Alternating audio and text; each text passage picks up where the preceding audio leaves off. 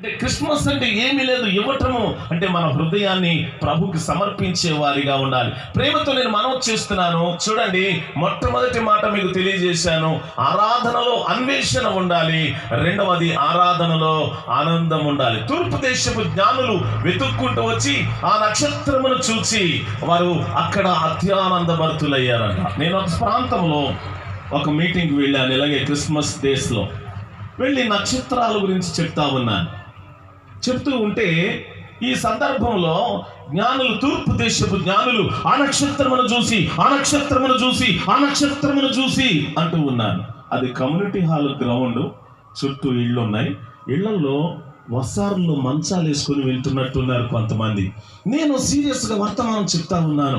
ఆ నక్షత్రమును చూసి, ఆ నక్షత్రమును చూసి, ఆ నక్షత్రమును చూసి అంటూ ఉన్నాను. ఈలోపు ఒక ఆయన పరిగెట్టుకొచ్చాడు ఇంట్లో ఉండి. నేను చూస్తానే ఉన్నా. పరిగెట్టుకొచ్చి, పాస్టర్ గారు వాక్యం ఆపండి అన్నాడు. ఏం బాబు, ఏ అన్నాను. ఆపేశాను. చాలా స్పీడ్గా వచ్చాడు, వాక్యం ఆపేశాను. ఆపిన తర్వాత ఆయన అన్నాడు, దానిని మీరెప్పుడు చూశారు, అది మిమ్మల్ని ఎప్పుడు చూసింది అని అడిగాడు. నాకేం అర్థం కాదు. అలా అంటున్నాడు, అది మిమ్మల్ని ఎప్పుడు చూసింది, దాన్ని మీరెప్పుడు చూశారు అంటున్నాడు. నాకేం అర్థం కాల.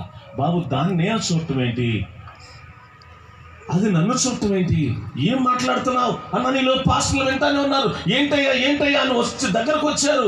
ఏమీ లేదండి, ఇందాక నుండి పాస్టర్ గారు ఆ నక్షత్రమును చూసి, ఆ నక్షత్రమును చూసి, ఆ నక్షత్రమును చూసి అంటున్నాడు. నక్షత్రం అంటే ఎవరు అనుకున్నారు? మా ఆవిడండి అన్నాడు. భార్య పేరు ఏంటంట?